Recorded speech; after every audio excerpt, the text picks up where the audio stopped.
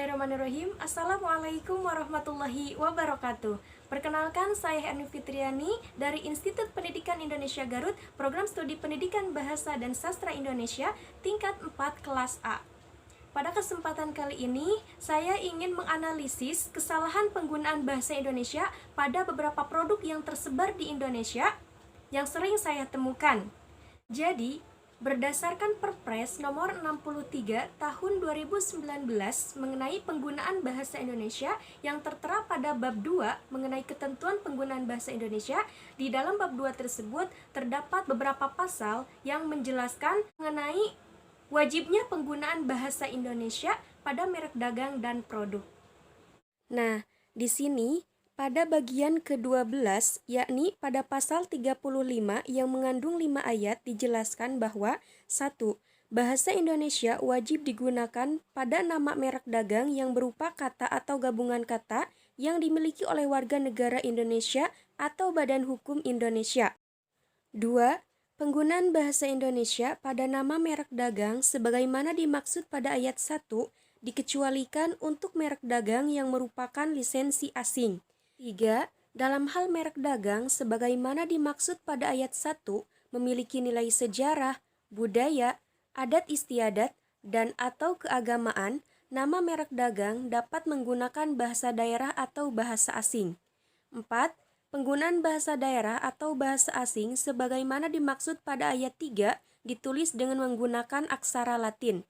Dan yang kelima, pencantuman bahasa Indonesia pada merek dagang sebagaimana dimaksud pada ayat 1 dilaksanakan sesuai dengan ketentuan. Selain itu, pada bagian ke-13 mengenai informasi tentang produk barang atau jasa, yakni pada pasal 39 yang mengandung 5 ayat, menjelaskan bahwa 1. Bahasa Indonesia wajib digunakan dalam informasi tentang produk barang atau jasa dalam negeri atau luar negeri yang beredar di Indonesia. Kedua, kewajiban pencantuman informasi tentang produk barang atau jasa sebagaimana dimaksud pada ayat 1 dilaksanakan oleh pelaku usaha yang memproduksi atau mengimpor barang untuk diperdagangkan. Ketiga, informasi tentang produk barang sebagaimana dimaksud pada ayat 1 paling sedikit meliputi 1. Nama barang, 2. Spesifikasi, 3. Bahan dan komposisi, 4. Cara pemakaian, 5. Cara pemasangan, 6. Manfaat atau kegunaan, 7. Efek samping, 8. Ukuran, 9. Berat atau berat bersih, 10. Tanggal pembuatan, 11. Masa berlaku atau kadaluarsa, 12. Pengaruh produk, dan 13. Nama dan alamat pelaku usaha. Kemudian pada ayat 4 dijelaskan bahwa informasi tentang produk barang sebagaimana dimaksud pada ayat 3 ditulis dengan menggunakan aksara Latin. Yang kelima, informasi sebagaimana dimaksud pada ayat 1 dapat dilengkapi dengan bahasa daerah atau bahasa asing sesuai dengan keperluan. Nah, inilah pasal-pasal yang menjelaskan bahwa wajibnya penggunaan bahasa Indonesia pada merek dagang dan informasi produk. Nah, di sini saya sudah menyiapkan beberapa produk yang akan saya analisis mengenai penggunaan bahasa Indonesianya. Sini ada beberapa produk yang asli dari Indonesia dan juga ada beberapa produk yang berasal dari luar. Produk-produk ini yang akan saya analisis mengenai penggunaan bahasa Indonesia. Pertama yang akan saya analisis yaitu produk mie sedap. Tadi dalam pasal 39 pada ayat 3 dipaparkan hal-hal apa saja yang harus menggunakan bahasa Indonesia dalam informasi produk. Yang pertama pada nama barang. Nah, di sini nama barang di sini adalah mie sedap. Mie sedap. Nah, seharusnya penggunaan penulisan kata mie ini tidak boleh menggunakan huruf E. Seharusnya seperti yang di bawah ini. Nah, itu adalah penulisan yang benar, yang sesuai dengan kaidah kebahasaan atau yang sesuai dengan KBBI. Kemudian selain itu, selain penamaan barang, ada juga informasi produk lain seperti cara memasak. Nah, di sini sudah benar ya, bahasa yang digunakan di dalam informasi produk cara memasak di sini menggunakan bahasa Indonesia. Nih, di sini sudah dijelaskan menggunakan bahasa Indonesia. Kemudian informasi lainnya seperti nilai gizi, kemudian komposisi juga menggunakan bahasa Indonesia. Selain itu juga di sini di dalam berat barang di sini juga menggunakan bahasa Indonesia. Kemudian informasi kadaluarsa juga menggunakan bahasa Indonesia. Jadi secara keseluruhan di dalam produk mie sedap ini sudah menggunakan bahasa Indonesia yang baik dan benar. Hanya saja tadi di dalam di dalam penamaan barangnya saja ini. Dalam nama barangnya seharusnya mie ini tidak menggunakan huruf E. Selanjutnya produk clear. Di sini penamaan merek dagang menggunakan bahasa asing. Clear menggunakan bahasa asing atau bahasa Inggris. Sesuai dengan pasal 35 tadi dikatakan pada ayat 2 bahwa penggunaan bahasa Indonesia dalam merek dagang itu wajib digunakan, dikecualikan untuk lisensi asing. Nah, karena produk clear ini yang memproduksinya itu dari PT Unilever yang notabene-nya berasal dari luar, maka penamaan nama merek dagangnya itu menggunakan bahasa asing tidak menjadi masalah. Tetapi tetap gitu ya, dalam informasi produk harus menggunakan bahasa Indonesia sesuai dengan pasal 39 itu. Karena kan produk ini tersebar di Indonesia, diperdagangkan di Indonesia, maka harus menggunakan bahasa Indonesia dalam informasi produknya, meskipun dalam penamaan barang tetap menggunakan bahasa asing. Nah, di sini ada beberapa informasi di dalam produk clear ini. Yang pertama ada cara pakai. Nah, di sini cara pakai ini sudah tepat ya, sudah menggunakan bahasa Indonesia. Cara pakai. Kemudian komposisi. Nah, komposisi di sini menggunakan bahasa asing. Nah, seharusnya di dalam komposisi ini selain menggunakan bahasa asing harus juga menggunakan bahasa Indonesia. Karena apa? Karena kan ini produk disebarluaskan atau diperdagangkan di Indonesia, maka harus menggunakan bahasa Indonesia. Nah, untuk penggunaan bahasa Inggris pun seharusnya menggunakan aksara Latin atau dimiringkan dalam penulisannya. Kemudian untuk produksi di sini sudah tepat ya, sudah menggunakan bahasa Indonesia. Kemudian distribusi juga menggunakan bahasa Indonesia. Nah, di sini berat bersih dari barang menggunakan bahasa asing lagi. Seharusnya menggunakan bahasa Indonesia. Seperti itu. Jadi, secara keseluruhan informasi dalam produk clear ini menggunakan bahasa asing atau bahasa Inggris. Selanjutnya, produk Downy. Nah, sama halnya pada produk clear sebelumnya, bahwa produk Downy ini berasal dari luar, maka untuk nama merek dagangnya tidak menjadi masalah menggunakan bahasa asing karena memang berasal dari luar. Nah, di sini informasi produknya sudah menggunakan bahasa Indonesia ya. Di sini ada cara petunjuk pemakaian. Di sini sudah menggunakan bahasa Indonesia untuk petunjuk pemakaian. Hanya saja untuk memberitahu informasi mengenai berat bersih dari barang ini menggunakan bahasa Inggris gitu. Seharusnya di sini menggunakan bahasa Indonesia. Menggunakan bahasa Indonesia disertai juga dengan bahasa Inggrisnya. Seperti itu. Jadi ada garis miring seperti di bawah ini penulisannya. Dan seharusnya penulisan bahasa asingnya ini harus menggunakan aksara Latin. Seperti itu. Dan untuk informasi yang lainnya juga di sini sudah menggunakan bahasa Indonesia ya. Sudah menggunakan bahasa Indonesia. Jadi secara keseluruhan produk Downy ini sudah menggunakan bahasa Indonesia, tapi ada beberapa yang menggunakan bahasa Inggris. Selanjutnya produk Bejo. Nah, karena produk Bejo ini berasal dari Indonesia, asli dari Indonesia, maka seharusnya informasi produk dari produk ini harus menggunakan bahasa Indonesia. Nah, pertama untuk penamaan barang, merek dagang gitu ya. Merek dagang ini bintang 7 dengan menggunakan ejaan Van Ophuijsen. Nah, berdasarkan pasal 35 ayat 3, dalam hal merek dagang sebagaimana dimaksud pada ayat 1 memiliki nilai sejarah, budaya, adat istiadat, dan atau keagamaan, nama merek dagang dapat menggunakan bahasa daerah ataupun bahasa asing. Jadi karena produk Bejo ini atau bintang 7 ini memiliki sejarahnya, yang mana produk Bejo ini didirikan pada tahun 46 pada waktu itu dan memiliki sejarahnya, yang mana pada tahun tersebut juga masih menggunakan bahasa Indonesia atau ejaan Van Ophuijsen, sehingga untuk penamaan merek dagang menggunakan ejaan Van Ophuijsen 7-nya menggunakan ejaan Van Ophuijsen, seperti itu.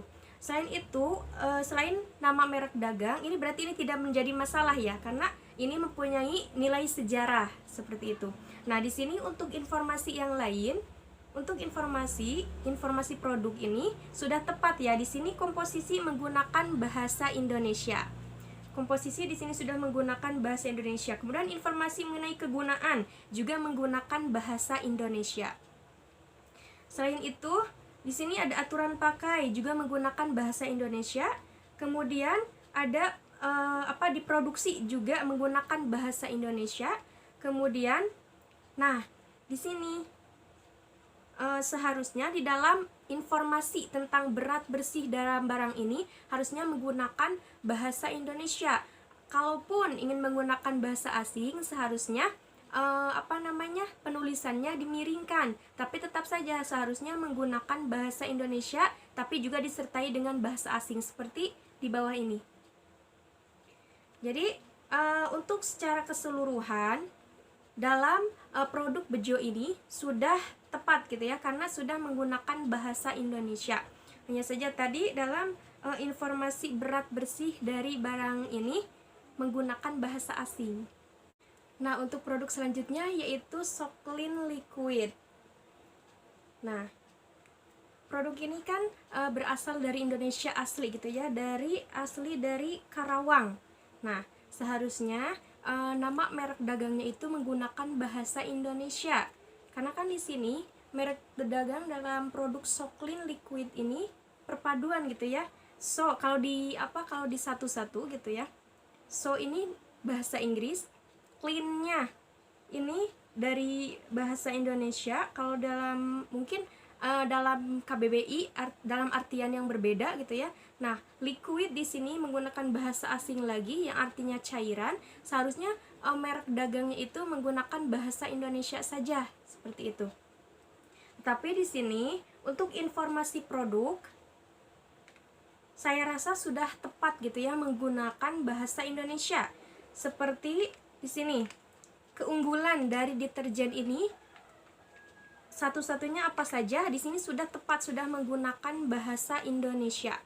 Kemudian untuk cara mencuci atau cara penggunaannya juga di sini sudah dijelaskan dengan menggunakan bahasa Indonesia. Untuk informasi berat bersih dari barang ini juga sudah menggunakan bahasa Indonesia. Kemudian untuk informasi produk ini diproduksi oleh PT apa, ini di sini sudah dijelaskan ya bahwa produk ini diproduksi oleh PT Wings Surya Jalan Raya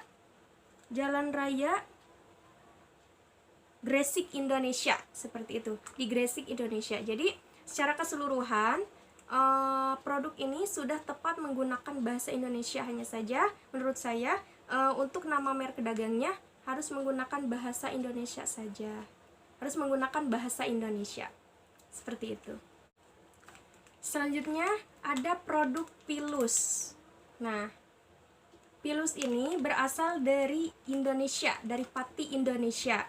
Nah, Pilus ini sudah cepat ya penggunaan untuk merek dagangnya menggunakan bahasa Indonesia, meskipun di sini ada tulisannya snack gitu ya, seharusnya menggunakan bahasa Indonesia juga, misalnya pilus camilan gitu, tidak usah menggunakan bahasa Inggris. Tapi untuk penulisannya di sini sudah tepat ya, jikalau menggunakan bahasa Inggris, tapi di sini penulisannya sudah tepat, yaitu menggunakan aksara Latin atau dimiringkan penulisannya. Kemudian untuk informasi produknya di sini ada kode produksi. Nah, ini sudah tepat gitu ya, menggunakan bahasa Indonesia tapi juga disertai dengan bahasa asing, penulisannya sudah tepat, dimiringkan. Penggunaan bahasa asingnya itu penulisannya dimiringkan atau menggunakan aksara Latin. Kemudian untuk informasi kadaluarsanya atau baik digunakan sebelum, ini juga sudah menggunakan bahasa Indonesia, disertai juga dengan bahasa asingnya dan ditulis atau ya ditulis dengan aksara Latin. Kemudian untuk komposisi, nah di sini untuk komposisinya juga sudah menggunakan bahasa Indonesia yang baik dan benar. Nah, sini sudah menggunakan bahasa Indonesia yang baik. Oh iya, di bawahnya juga menggunakan ada lagi komposisinya itu diterangkan dalam bahasa Inggris, tetapi di sini sudah tepat juga karena menggunakan penulisannya menggunakan aksara Latin. Jadi tidak hanya bahasa Indonya saja, tetapi juga ada bahasa asingnya atau bahasa Inggrisnya, dan tepat juga penggunaan atau penulisannya menggunakan aksara Latin atau dimiringkan seperti ini. Kemudian untuk informasi yang lainnya seperti berat bersih. Nah, berat bersih dari barang ini dijelaskan atau ditulis dalam bahasa Indonesia, ya, dalam bahasa Indonesia, disertai juga dengan bahasa asingnya, dan menggunakan penulisannya menggunakan aksara Latin atau dimiringkan dalam penggunaan bahasa asingnya atau bahasa Inggrisnya. Kemudian di sini informasi diproduksi oleh, nah di sini juga menggunakan bahasa Indonesia disertai juga dengan bahasa asing dengan penulisannya dimiringkan atau aksara Latin. Jadi secara keseluruhan produk Pilus ini informasi ataupun merek dagangnya sudah tepat sesuai dengan yang tercantum pada Perpres nomor 63 tahun 2019 tentang penggunaan bahasa Indonesia dalam penamaan merek dagang dan informasi produk. Selanjutnya di sini ada produk hari-hari. Nah, camilan ini berasal dari Garut Indonesia. Nah, secara merek dagang di sini tidak ada masalah ya, karena menggunakan bahasa Indonesia hari-hari seperti itu. Kemudian di sini juga informasinya ada kacang kedelai menggunakan bahasa Indonesia. Kemudian informasi produk lainnya seperti komposisi juga menggunakan bahasa Indonesia. Disertai juga dengan bahasa Inggris, hanya saja seharusnya dalam penulisan bahasa Inggris ini atau bahasa asing ini harus menggunakan aksara Latin, harus dimiringkan seperti itu. Kemudian untuk produksi, ini informasi produksi dari mana? Dari Garut Indonesia, ini tepat ya, sudah menggunakan bahasa Indonesia. Kemudian hanya saja di sini untuk menginformasikan berat bersih dari produk ini menggunakan bahasa Inggris, seharusnya menggunakan bahasa Indonesia. Kalaupun ingin menggunakan disertai dengan bahasa Inggris, penulisannya itu harus di aksara Latinkan atau dimiringkan seperti itu. Tapi secara keseluruhan produk ini sudah tepat menggunakan bahasa Indonesia. Nah, yang terakhir ada produk Boomfish. Nah, produk Boomfish ini berasal dari Garut Indonesia, jadi asli dari Indonesia. Nah, seharusnya untuk nama merek dagang di sini harus menggunakan bahasa Indonesia saja, gitu ya. Karena apalagi ini berasal dari Garut asli, gitu ya, dari asli Indonesia. Kemudian di sini juga ada namanya mixed nut. Seharusnya menggunakan bahasa Indonesia saja, campuran kacang, gitu ya. Kalau diartikan bahasa Indonesia adalah campuran kacang. Nah, harusnya menggunakan bahasa Indonesia saja. Kemudian untuk informasi lainnya seperti komposisi, di sini sudah tepat ya menggunakan bahasa Indonesia. Nah, komposisinya sudah tepat menggunakan bahasa Indonesia.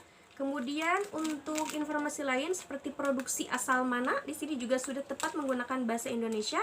Nah, produksi Galunggung Garut Indonesia sudah menggunakan bahasa Indonesia. Kemudian informasi di sini juga mengenai makanan ringan, di sini sudah menggunakan bahasa Indonesia. Kemudian, nah, di sini informasi mengenai baik digunakan sebelum atau tanggal kadaluarsanya di sini menggunakan bahasa asing. Seharusnya menggunakan bahasa Indonesia seperti di bawah ini. Nah, harusnya seperti itu penggunaannya. Bahasa Indonesia kemudian disertai bahasa asing. Nah, dalam penulisan bahasa asingnya pun harus menggunakan aksara Latin atau dimiringkan. Seperti itu. Kemudian informasi lainnya juga menggunakan bahasa Indonesia. Jadi penamaan merek dagangnya seharusnya menggunakan bahasa Indonesia saja gitu. Cari nama-nama penamaan dalam bahasa Indonesia. Seperti itu. Nah, itulah tadi beberapa produk yang sering saya temukan ada kesalahan dalam penggunaan bahasa Indonesia.